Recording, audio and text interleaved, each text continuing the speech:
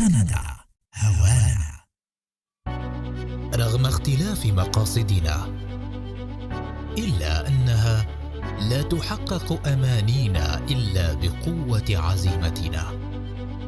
ومن برق رعده تمكن من مداعبة نجوم السماء. كانت يوما حلما فأضحت اليوم حقيقة، وسطع نجمها وأصبحت بالطليعة. هلا كندا.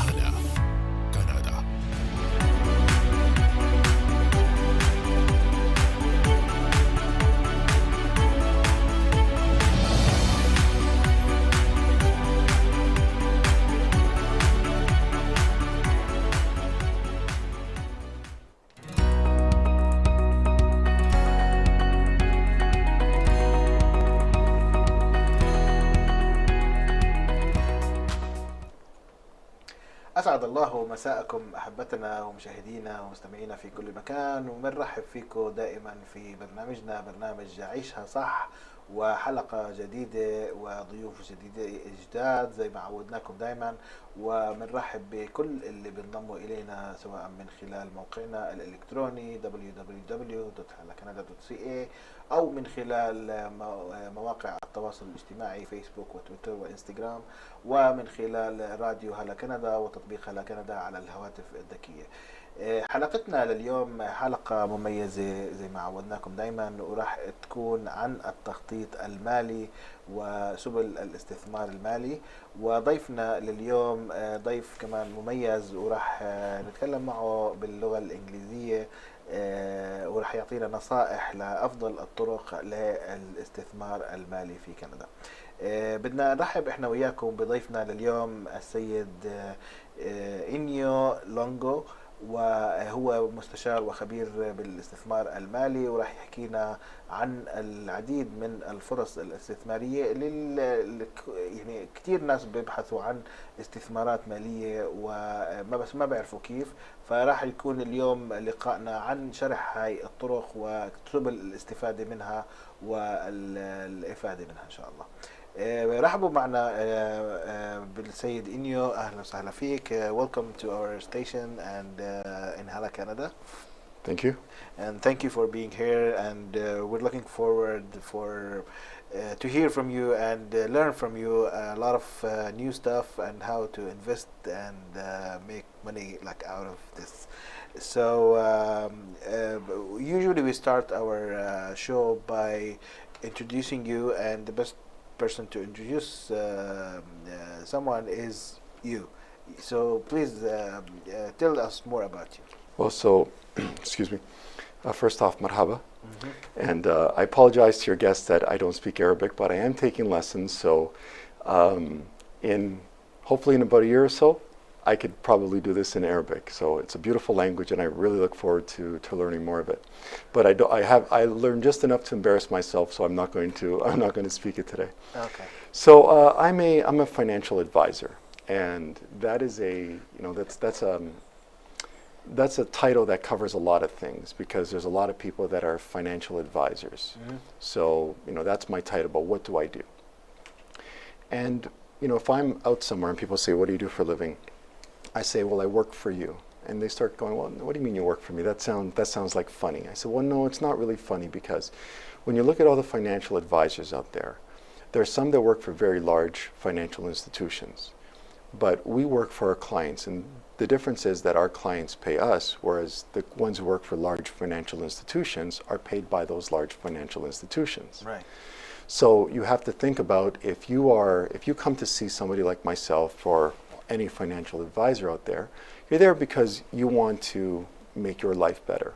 You want to do something, you want to accomplish something, you want to earn some money, you want to retire, you want to help out your kids, whatever that might be. And you're coming there for advice. Right. And the advice is what we provide. But very often you find that, when people come to us and they've been to somebody else, it's not the advice that they received products. So the people are being sold products, and they come to us and they say, "I don't know, I was just told to invest in this or to buy that. I don't know what's going on," because there's no plan involved. So we are fiduciaries, which means that we put you in the center, and then we try and figure out what you need. When you're looking at a large financial institution, they go with the product first. Right. So if you walk into financial institution A, they're going to put a plan together in place. And is it the best plan for you? It's suitable, Right. but it's not the best standard. And then if you go to financial institution B, they're going to put a plan in place for you that has their products. So we are not married to any products. For us, it's all about the strategy, the planning, how taxes, fit into it. We all have to pay our taxes, but we don't have to tip the government, right? We don't have to give them more than what is required. So we look at, how do you save money on taxes? We look at, how to make sure that you've protected what you've built, all of those things. I always say to people, if you go into a Mercedes-Benz dealership, they're not going to sell you a BMW. Of course. Yeah. If you go into a BMW dealership, they're not going to say, you should buy a Mercedes-Benz. Right. But if you look at somebody who is not stuck on any one product and say, you come to me for advice, and I want a car. I like cars. I go, well, let's talk about it, and I'll maybe recommend you to one place or another. Choose the best one for you. Yeah. So as a fiduciary, we put you first. We understand what you're looking to do, and then we'll figure out what products work first, or what products work for you, as opposed to pushing a product upon you. Right. So this is basically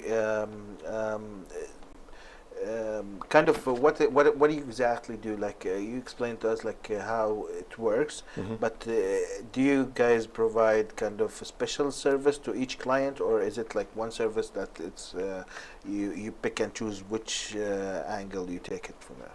So I like to say to people, I'm your personal chief financial officer. If most people at home, they have a junk drawer. You open up the drawer and it's usually in the kitchen, and there's different pens and articles and whatever you find in there, a matchbook, and there's no organization. And in life, we need to do a lot of things. We have a home, we have a car payment, a home payment, we have an insurance payment. We're trying to save money for our kids to go to school. We want to retire, put some money aside for that. You want to do a trip. You might have an accountant to work with your taxes. You might have a lawyer who did a will for you, or maybe did some real estate transactions. Right. And most people don't think about this on a daily basis. When they need something, they go and they figure it out. Husband and wife are talking, going, you know what, we took a trip and we realized that if something happened to us, we don't know what happens to the kids. Right. They need a will. So they find a lawyer and they do a will. What we do is you come to us, and we are the quarterback of that. I saw you have a football over there, so there's might be some football fans over here. So we help you guide your financial life, so that when you go to the lawyer, we've already had that conversation, and we know how your will fits into your financial plan. Right. When we're saving, we're not just saving for the sake of saving. There's a reason that we're saving. People when we're investing, there's a reason that we're making those investments. Right. Most people build things up, and they have a life that they're working hard to protect, but they don't realize that in a snap of a finger, it could all go away. So we want to put a protection plan in place to make sure that happens, or that doesn't happen, and that everything is protected. Right. Okay, so before we go through the investment process and all this, I hear that you're promoting a book for yourself. Yes. Can you tell us more about this book? Yes, I actually have a copy over here, and I have 5 copies available to copies available to anybody who wants one. If the first 5 people to contact me, they will get it. So the story with the book is that about 3 years ago, my business partner and I went to see Tony Robbins. He's a very famous lifestyle coach, and he helps people in all different areas of their lives. And while we were there, we were given a copy of the book Unshakable that Tony wrote, which was an investing book. Because after the last economic downturn in 2008, he was upset at the fact that a lot of people lost a lot of money. And he wanted to give them the tools to figure out, how do you invest? What should you look for? How do we look out for the investor? Because there's a bunch of guys getting rich, managing your money, but are the people who are investing the money, are they doing okay? Right. So he wrote a really big book called Money, and then afterwards he wrote a smaller book called Unshakable. we were given a copy of the book and we said, this is great, this is what we do. And in the book, there was a referral to an American company called Creative Planning.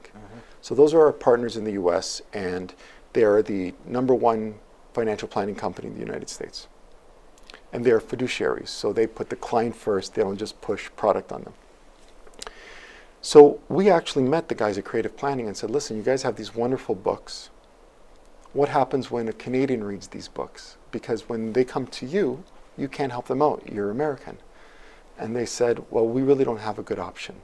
So we started speaking to them and we became their Canadian partner. Well, those books are fantastic and they're about investing. In October, Tony and the CEO of Creative Planning, Peter Maluk, they released this book titled The Path. This book is different because it talks a little bit about investing, but it talks more about why are you investing? Right. Why are you working? What's the point? Why are you putting your money away? You know, like we have a saying, do you want to be the richest man in the cemetery? We don't want to be the richest man in the cemetery or the richest woman in the cemetery. What are we doing? You know, some people say, well, I want to build stuff up so that I can leave it to my kids. Maybe you want to give with a warm hand instead of a cold hand. Maybe you want to see the fruits of your labor. Maybe you want to do something where you want to take these trips. Why are you doing this? Right. And some people feel, you know, we're so used to saving all the time that we're afraid to spend the money. And that's where we come in too. We want to make sure that we help you enjoy the money. And I remember a few years back, I noticed that my neighbor who lived in that house for over 30 years, that there was a lot of activity going on, And I said, what's going on? She said, well, I'm getting the house ready to sell. And I said, well, what are you doing? She said, well, I'm putting in new baseboards and I'm ripping up the carpet and finishing up the hardwood floor. And she bought some beautiful high-end appliances that she was putting in there. And I said, well, how old are your appliances? She says, well, I've had them for 30 years. And I thought to myself, you know, she's spending the money so that somebody else can enjoy this. Right. And meanwhile, she's had a house that was kind of unfinished or had older appliances for over 30 years.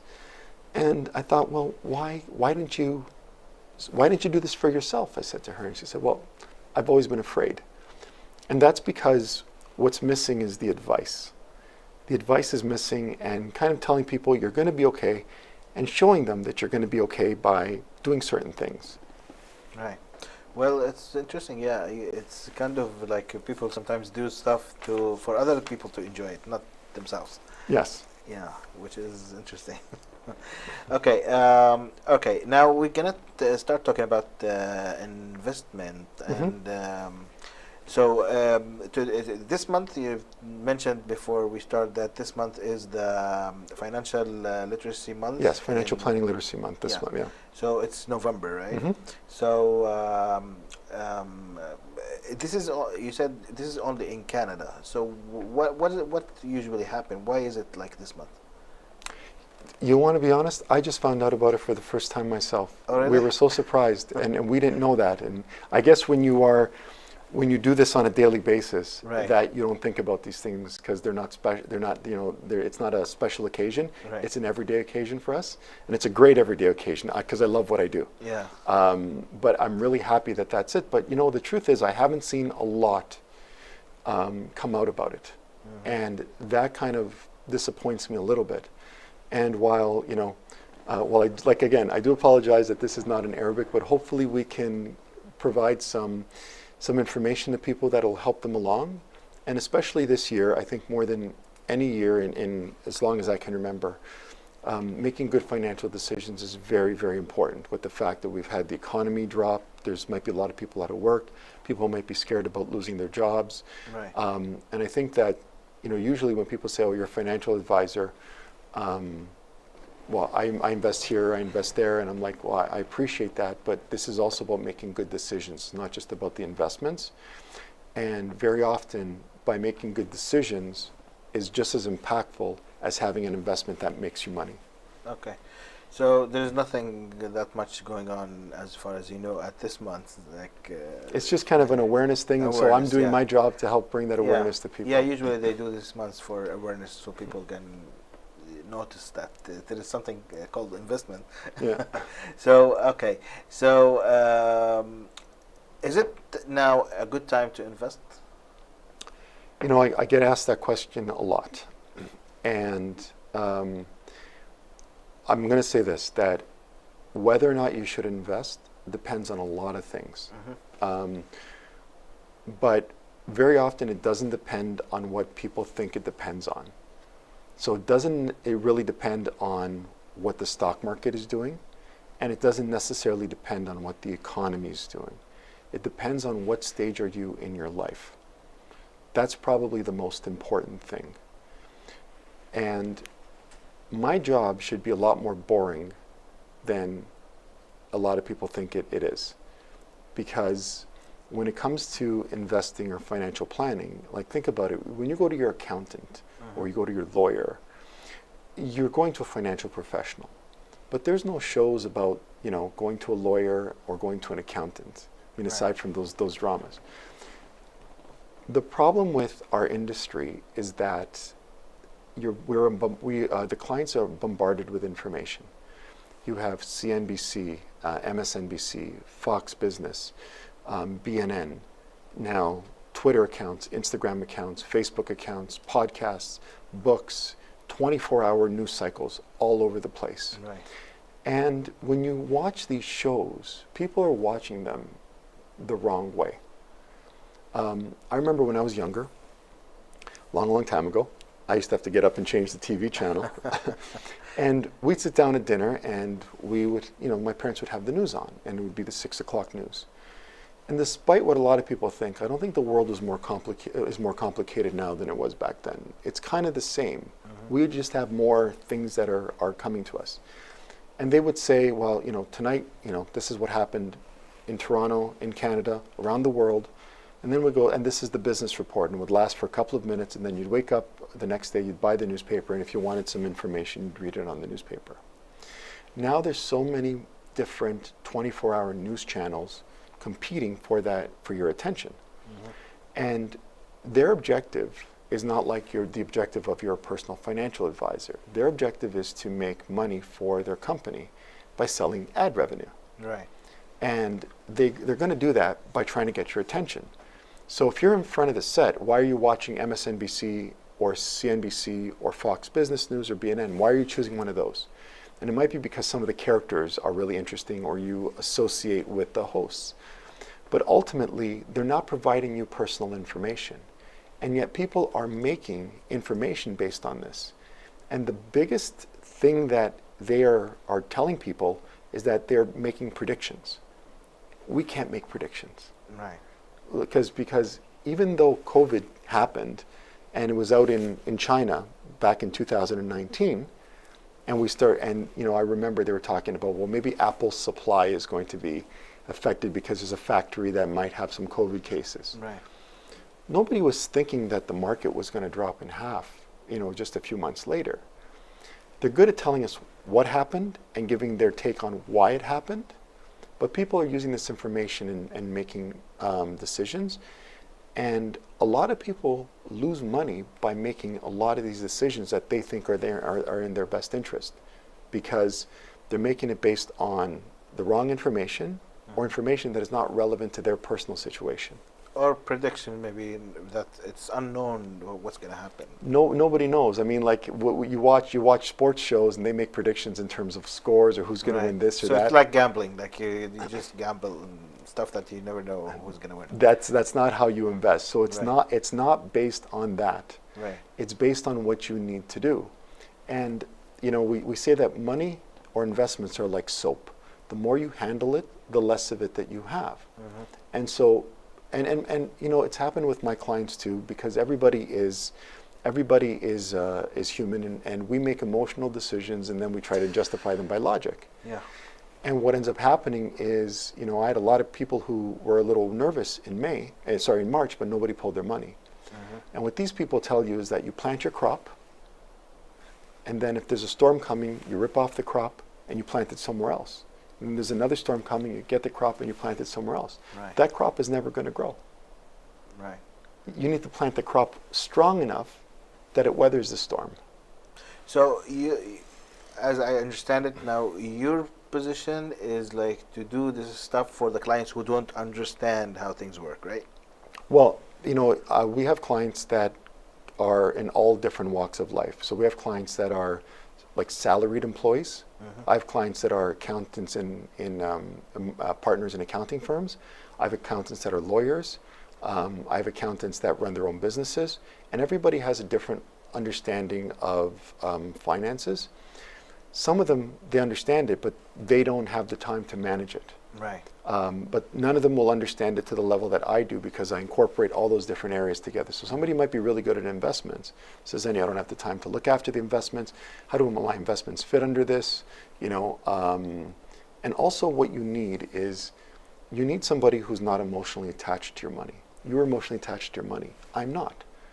So when we start to panic, my job as a financial psychologist in a way is to kind of put my hand on your shoulder and bring you back and go, everything's going to be okay.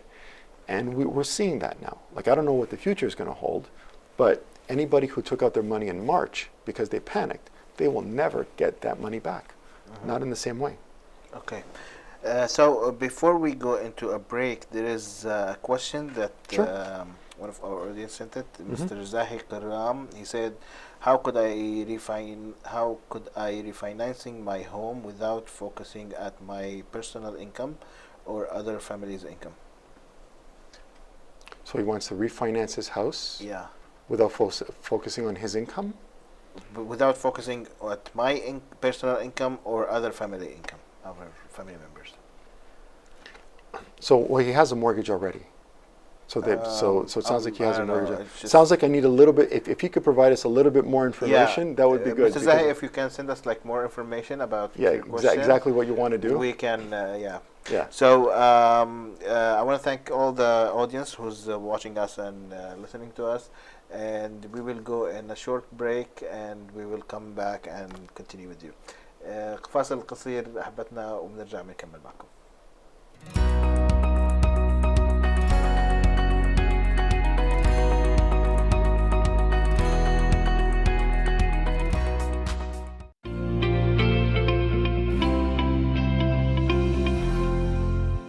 هلا كندا، كندا هوانا. عروض خاصة للمطاعم والشركات وعيادات الأطباء ووكلاء العقارات. شركة ديجيتال جي للخدمات الإلكترونية والترويج الإلكتروني تقدم لكم الحلول التقنية المثالية: تصوير وإنتاج دعايات الفيديو، تصميم المواقع الإلكترونية على شبكة الإنترنت، الترويج الإلكتروني وإدارة الحملات الإعلانية على الفيسبوك وجوجل، إدارة حسابات الشركات على مواقع التواصل الإلكتروني، خدمات التصميم والجرافيك، جميع خدمات الطباعة الدعائية. نضمن لكم سرعة الوصول إلى أكبر عدد من الزبائن لزيادة مبيعاتكم بأقل التكاليف. للاستفسار سارعوا بالاتصال بهاتف 647-504-4302.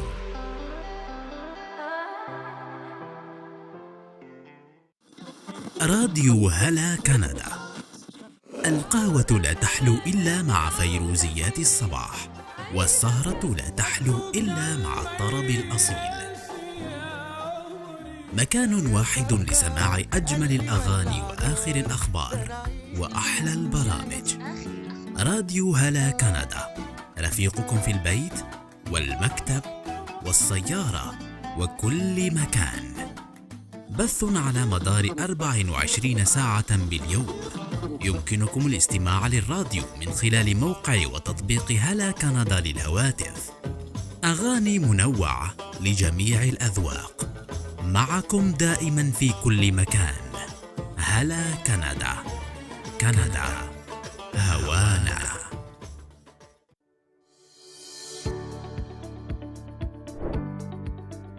لإعلاناتكم على شبكة هلا كندا الإعلامية، والتي تشمل موقع هلا كندا الإخباري وراديو هلا كندا الدولي وتطبيق هلا كندا على الهواتف، بالإضافة إلى جميع مواقع التواصل الاجتماعي، عروض وأسعار مميزة نقدمها لكم.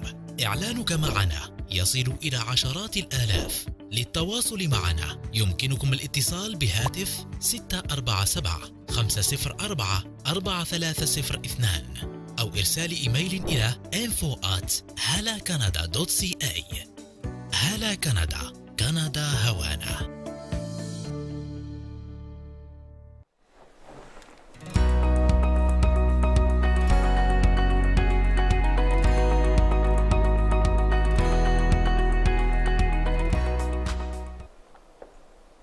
وعدنا معكم أحبتنا ومشاهدينا ومستمعينا في كل مكان، ونرحب فيكم مجددا في حلقتنا لليوم عن التخطيط والاستثمار المالي.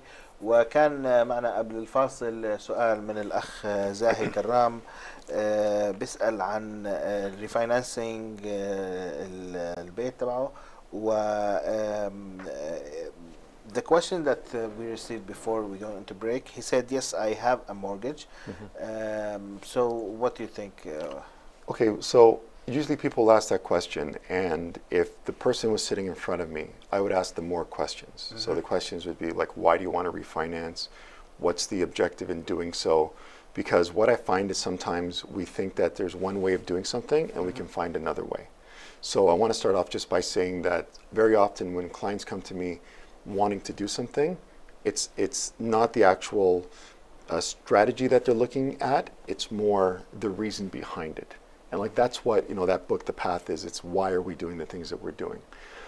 When it comes to mortgages, it's changed a lot. I bought my first house about 20 years ago, and I've moved 2 times since. And every time, although I earned more money, it became more and more difficult to get a mortgage. And then at one point, they stopped looking at what you actually owned in terms of assets. It strictly became about income. So that becomes a very, very tricky thing.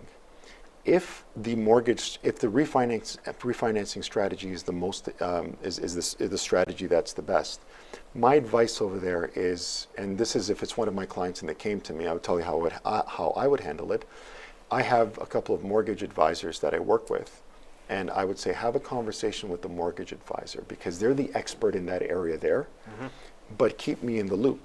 So so if you think of me like, you know, in the middle, that's one of the circles that's attached to me. Right. So, you know, they would talk to one of the mortgage advisors and we would say, okay, they're able to do this. So now how do we fit that refinance into the overall plan? So again, you know, the refinancing of the mortgage is like the investment, is like any other thing. All of these things work together. It's like a domino, because every dollar that you spend on the mortgage, you can't spend somewhere else. Right. So how do we redirect this money to grow your wealth and protect your wealth and allow you to enjoy your wealth in the best way possible? Okay, perfect. Okay, so you said there is about a good time for investment. So is it a good time for investment again? I will say this. If you have the money, if that money is long term, and if you have some good advice and you get a good portfolio, then I would not worry about where the market is at. Because what evidence has shown, and that's what we do. We don't go just based on what we feel or what somebody says. We look back at data going back to 1928. We look at guys that have won Nobel Prizes in economics in terms of how to invest. And what they tell us is that investing today is always a good idea if you have the right advice. I want to say that if you have the right advice and the right portfolio, that doesn't mean that people watching should just go out and you know, buy whatever they buy. Right. But don't be afraid by where the market is, because that's not going to matter in the future. If you have a long-term time horizon, it's not going to matter in the future. Yeah, it keeps changing. Like it's gonna always ups and downs. Yeah. It's going to change. Okay, so the big question now is, how do we invest? How do you invest? Okay. So, you know, the kind of the Hollywood part of the job is people think that they're going to find a stock and it's going to take off and it's going to make them rich. They always hear that. Right. And the majority of people that became rich and billionaires on stocks, like in terms of investors, there's 1 or 2. But most of the people founded those companies. So this was really early on in the year, just after New Year's, and I was speaking to my nephew. He's in engineering at Waterloo. And so he likes Tesla a lot. And he said, Zio, that's uncle in Italian, he said, Zio, would you invest in Tesla? And I said, Stefan, I don't know.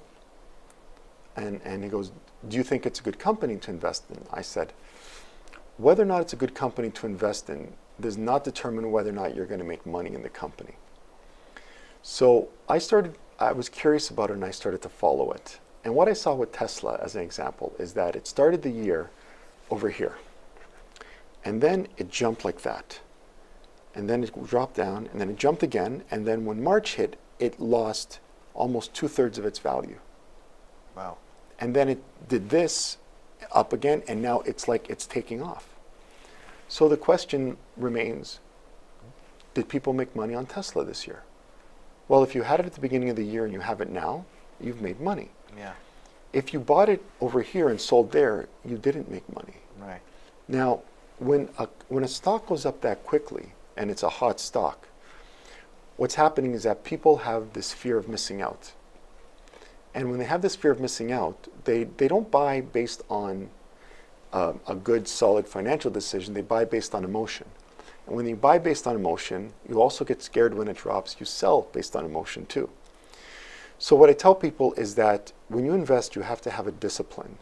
And that discipline means that you can't look at the stock on a regular basis. The stock or the investment has nothing to do, or has very little to do with whether or not you're going to be successful. And I think back to something called the CGM Focus Fund, which in the US, in the first part of the decade of this, so from 2000 to 2009, if you had invested, that stock would have made you 18% a year on average. 18% a year. That's a huge, huge return, 18% a year. Right. The average investor lost 11% on that fund. Wow.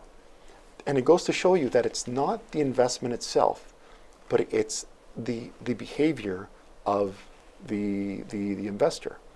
So the question is, if it's the behavior of the investor, how do you invest? So what you have to do is you have to develop a portfolio that's not an emotional portfolio. And the thing is, we don't know what industry is going to do well, what country is going to do well, if it's going to be big companies, small companies. We don't know when COVID's going to hit and so forth.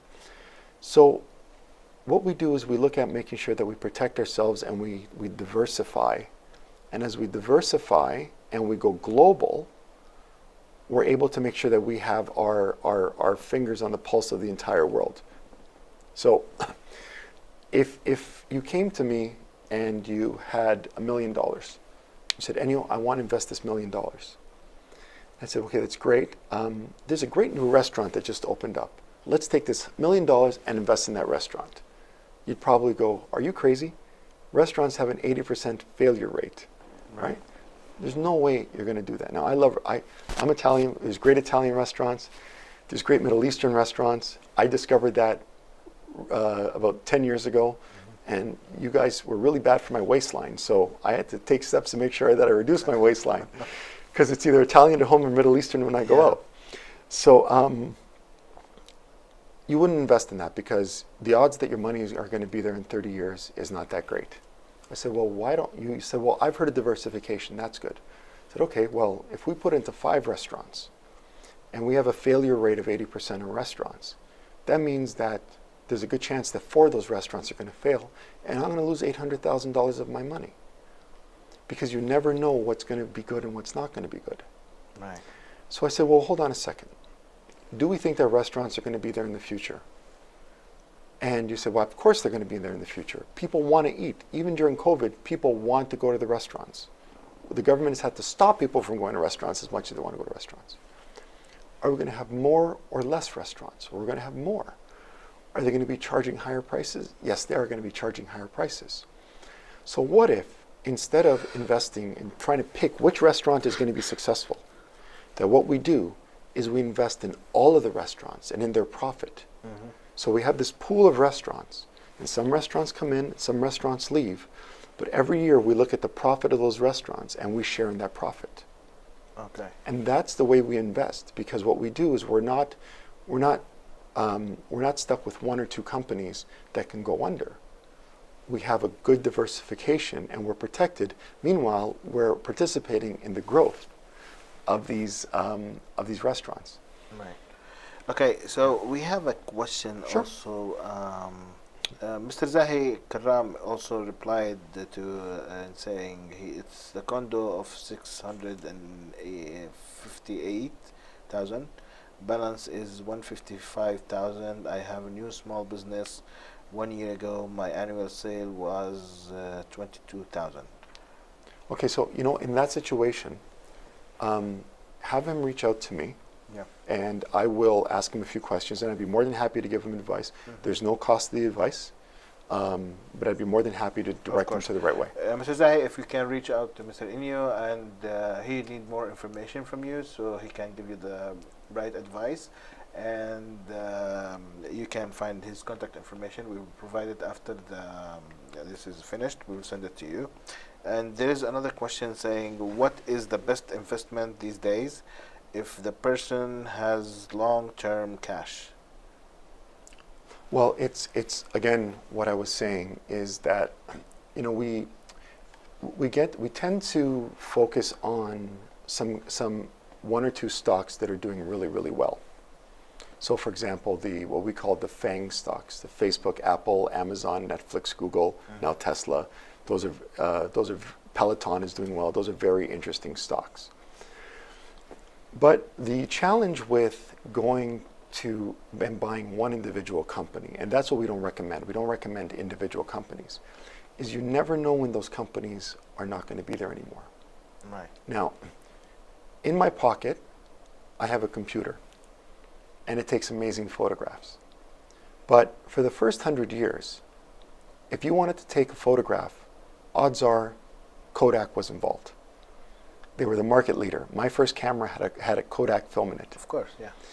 And then around 2003, I remember I was in Australia and I had my first digital camera.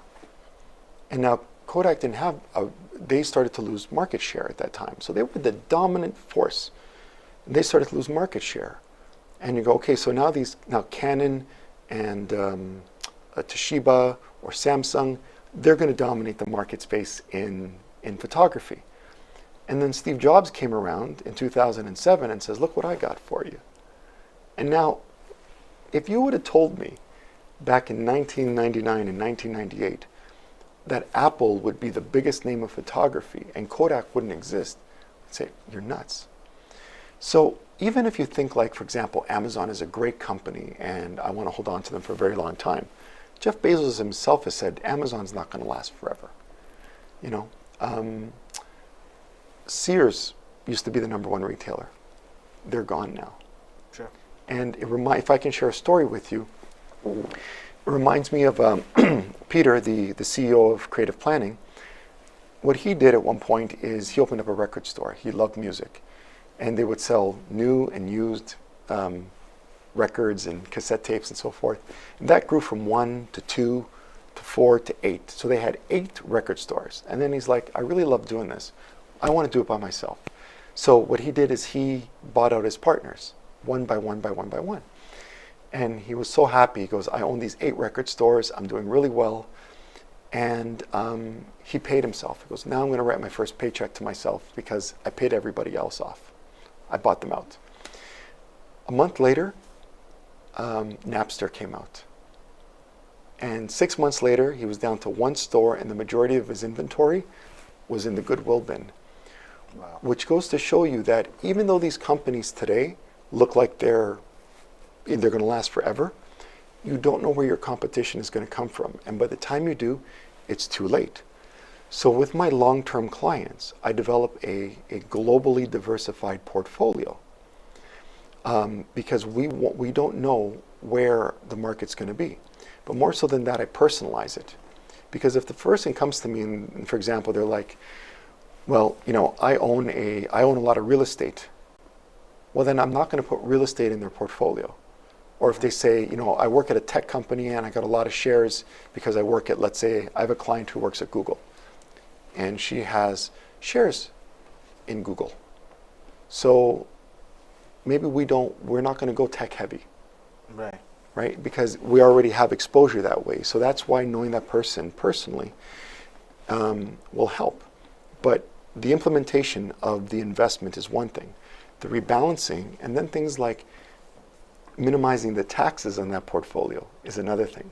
So there's strategies that as you grow, you can minimize the taxes that you have to pay on that portfolio with a tax loss harvest strategy that will also have an impact. Right. On the So growth. there is lots of elements, or there's lots of things that works together to have a good investment. It's not a one-size-fits-all. Yeah, it's one side. So we have another question from one of the followers saying, what is the best business that you can invest in the year 2021? The best business that you can invest in? Yeah. This is exactly what you were saying. Well, this again is when I hear questions like that, what people are doing is that they are market timing. So they're thinking, well, tech had a really good year this year. Maybe I should go away from tech and go to financials, as an example. Right. But we don't know what's going to happen because, you know, the Dow Jones is actually up for the year. Like this, we lost almost half of the value of the Dow Jones, and now it's up for the year. This is nuts. This is I never would have predicted that. Yeah. And so we don't know what's going to be great next year. And when you think about the market, everybody says the market doesn't like uncertainty. Well, after we had the US presidential election, we had 4 or 5 days where we didn't have a winner. And the market responded very well. Based on all of my knowledge, if you would have said to me, what do you think the market's going to do? I said, well, my guess is the market's going to be uncertain during that time, or there's going to be uncertainty, so the market's going to be very volatile. It went up. Yep. So the best thing for us to do is not try and figure that out. The best thing for us to do is have our hands in all of these different baskets, and that's how we're going to be the most successful. Perfect. So we will have to go in another break, Okay. and we will continue with you. So if anyone have also a question, he can send it to us through the comments, and رح نطلع فاصل صغير أحبتنا، وإذا عندكم أي سؤال كمان تقدروا تبعتوا لنا إياه دقائق وبنرجع معكم، خليكم معنا.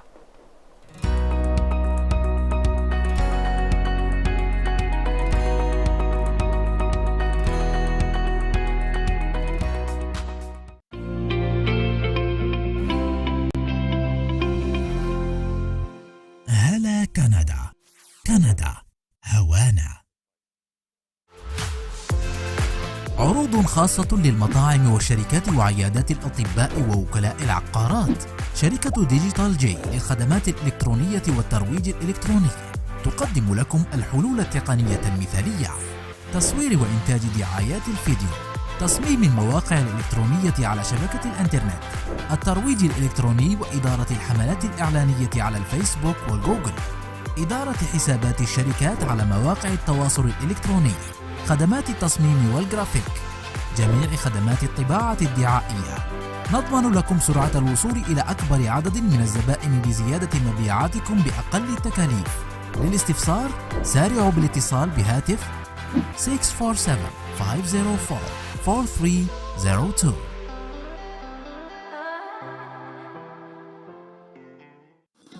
راديو هلا كندا. القهوة لا تحلو إلا مع فيروزيات الصباح، والسهرة لا تحلو إلا مع الطرب الأصيل. مكان واحد لسماع أجمل الأغاني وآخر الأخبار وأحلى البرامج. راديو هلا كندا، رفيقكم في البيت والمكتب والسيارة وكل مكان. بث على مدار 24 ساعة باليوم. يمكنكم الاستماع للراديو من خلال موقع وتطبيق هلا كندا للهواتف. أغاني منوعة لجميع الأذواق، معكم دائما في كل مكان. هلا كندا، كندا هوانا.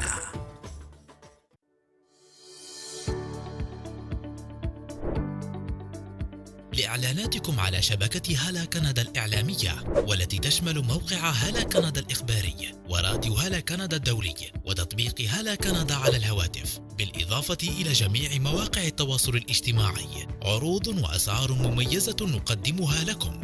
إعلانك معنا يصل إلى عشرات الآلاف. للتواصل معنا يمكنكم الاتصال بهاتف 647-504-4302 أو إرسال إيميل إلى info@halacanada.ca. هلا كندا، كندا هوانا.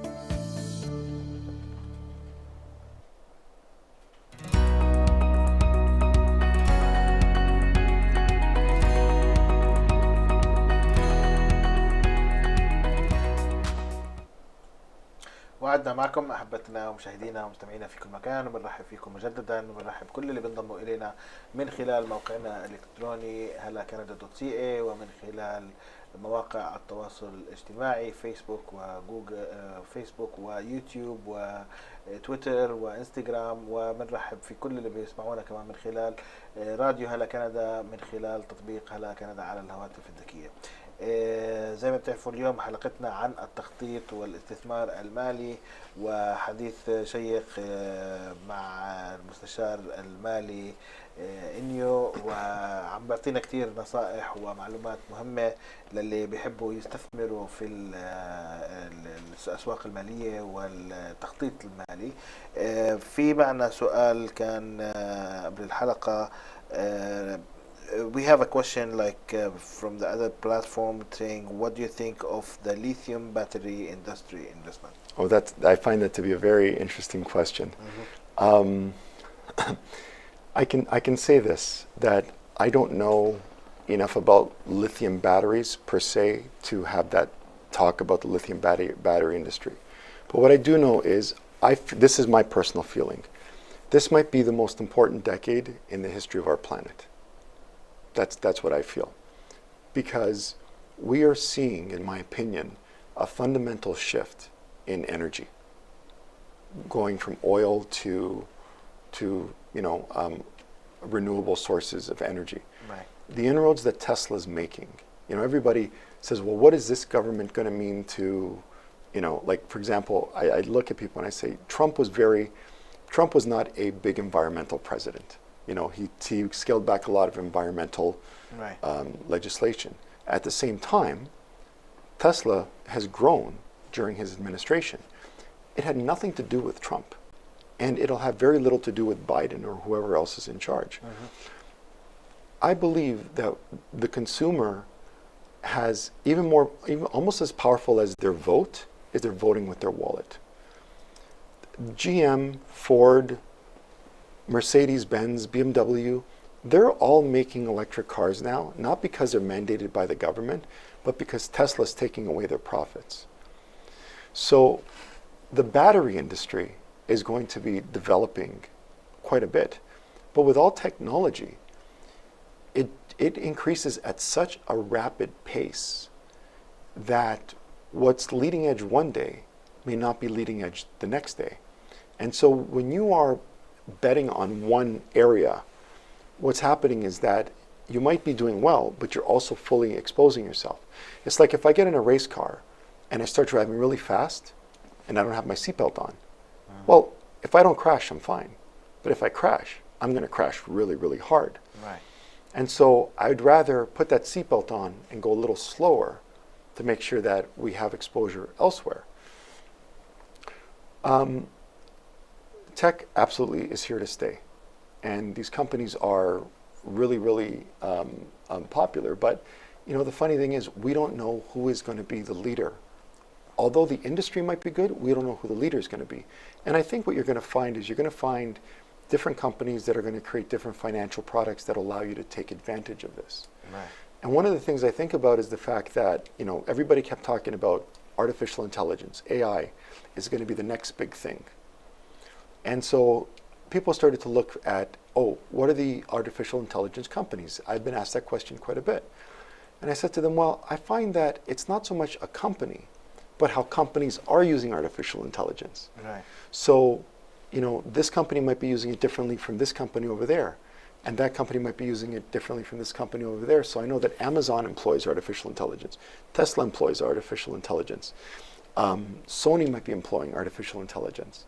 So it's not necessarily what we think it is. And that's why, betting on one thing, you can do really well, but you can get burned. Right. And if it's your own money and you're making your own decisions, you're free to do what you want. But when people come to me, I say to them, do you want to be rich, or do you want the absolute guarantee that you'll never be poor? And so you don't lose your... Yeah, so people want the absolute guarantee that they'll never be poor, and so we can't take those risks. Now what I do sometimes is, if you have a little bit of money, we call it core and explore.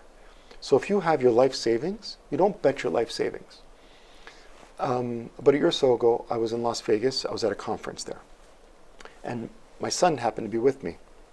15 years old at the time.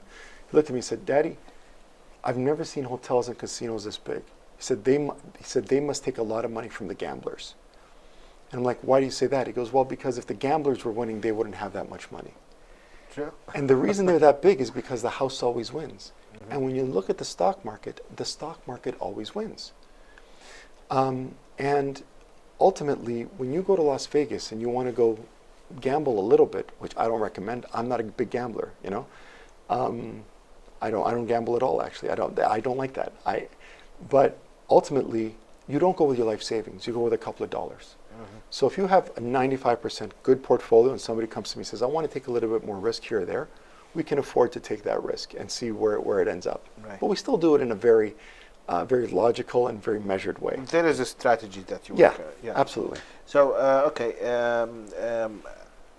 how can you protect yourself from it, like the investment? Is there guarantees that you can take to protect yourself, the investment? People come to me and they say they want guarantees. Mm-hmm. And there's a high price to pay for a guarantee.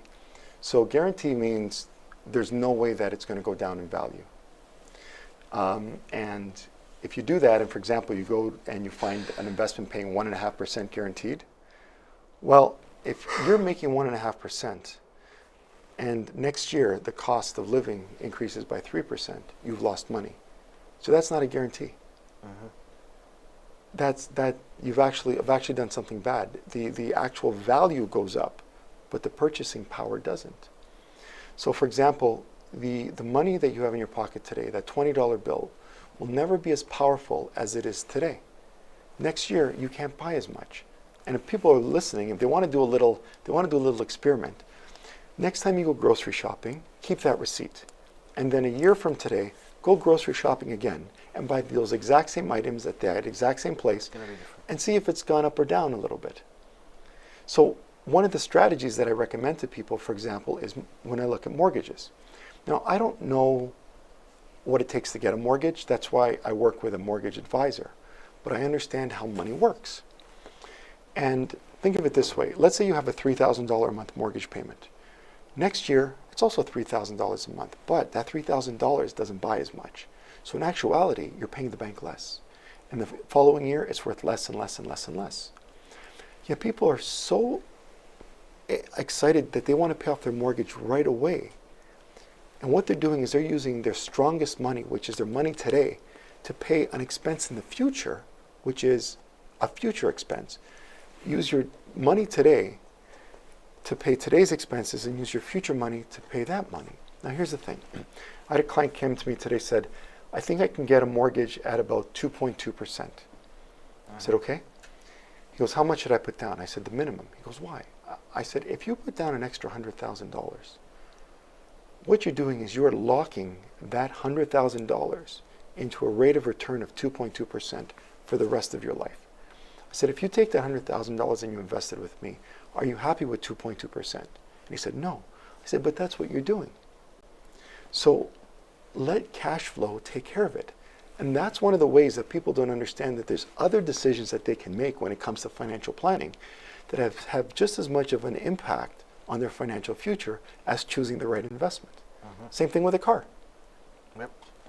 Okay, so let's move on the questions. And Are there not some stocks that are really good that we should own? Like, is there any restrictions on stocks that you don't recommend that we take? We don't know. Every stock is a good stock until it's not a good stock anymore, and we don't know when that's going to happen. Right. So if I can give people an analogy, because when people want to pick one stock versus another stock, what they're really saying is, if we kind of dig deep, what they're really saying is that I believe if I put my money in this company, that it's going to do better than any other company out there. That's what they're saying. Because if we could all figure out which company would do the best, we'd all put our money in there. Mm-hmm. But the market, and when I say that, you can't beat the market, it means that the market is going to react in a certain way. So for example, let's say that the stock market is your supermarket. And you go there and you see a box of cereal. And that box of cereal is selling for $40. The grocery store is not going to sell any cereal. It's going to be too expensive. Right. Nobody's going to buy a box of cereal for $40. But if that same box of cereal is selling for 50 cents, they're not going to be able to keep it on the shelf. Sure. So the grocery store has to figure out, how much can I sell it for so that people will buy it and I can make money? And that's what the stock market is. So if you take every single item in the stock market, the pears are IBM, the bananas are General Motors, the apples are Apple. Everything is priced to sell because there's competition out there. Because people aren't going to buy if it's too expensive, and the grocery store is going to sell, or is going to make money if it's too cheap. Uh-huh. So the stocks are like the items in a grocery store, essentially. And everything, when you look at it, if you're thinking about something like the person who was talking about lithium batteries, very, very good thinking, but I'm quite certain that that's not the only person thinking about lithium batteries. And so all of the information out there has already been thought about.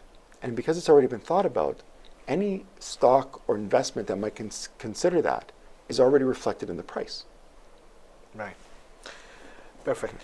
So, we still have 5 minutes to go. Okay. And my final question to you is now a good time to get into the market, or should I get out of the market, or get into the market? Like, is it a good time to get in or get out now, like with all the things going on, and like as an advice to us and to the audience who's listening to us? I would say that when you're putting money in the market, you're doing it for the long term, and that these fluctuations shouldn't be decisions on whether or not you get in and out of the market. So if you may stay in the market and it may drop. I guarantee that may drop. The problem is that when it starts to drop and you panic and you so let's say you start up over here and you say, okay, I'm going to get out because I'm afraid. And then this happens and you're like, oh, I made a good decision. But then eventually this is going to happen. It's going to start to go up again. Right. So you have to guess right going down, but then you have to guess right going up. What if instead of getting in over here, you re-enter in back here, and now you get into the market higher than when you got out? So you're going to drive yourself crazy to figure that out. To the person who wrote that, the only reason that they should be taking out funds from the market is if they need that to, to buy a house, to start a business, to do one of those things. Don't let the fluctuations in the stock market that drive those decisions. For us, staying invested is always the best thing. I look at a guy like Warren Buffett. Warren Buffett's invested. He doesn't sell because he's afraid that it's going to go up or down. He makes good decisions. The better you create your portfolio, the more comfortable you're going to be during ups and downs. Right. In fact, when the market dropped, I had a lot of my clients put more money in. So, okay, let's sum up this, and what's your final advice to the listeners and to the people who's listening to us? Like, your advice as an advisor to them. What do you say? So there's a couple of things. First off, pay yourself first. I was just reminded of that just a little while ago. Because if you go and you look at your credit card statement or your bills and you're paying the cell phone company, the gas company, the grocery store, Did you put any money aside for yourself, even $50 a month? If you didn't, you're working for everybody else but yourself. So pay yourself first is very, very important. The second thing is, before you invest a single dollar, understand why you're investing. What's the purpose of what you're doing? You need to have an understanding of why I'm doing it, not just because I want to make money. Why do you want to make the money for? You know, if I put $1 million here and said it's yours, but you can't use it, it doesn't have any value. We're using the money to give us the experiences in life that we want. That's why we're doing that.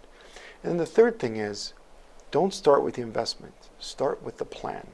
Seek good advice.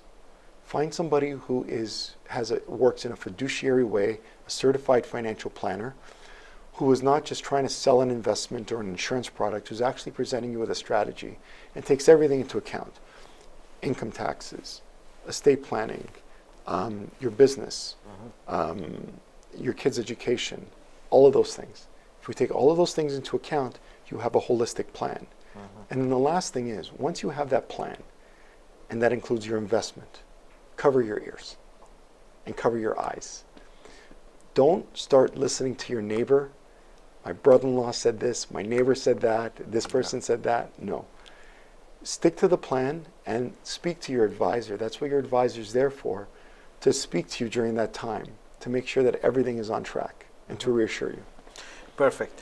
So you provide an advice. Anyone who wants to reach out to you, you provide a free consultation or advice. Yes. And how supposed people to reach out to you? If you can tell them how to reach out to you, your number or. The best way is via email.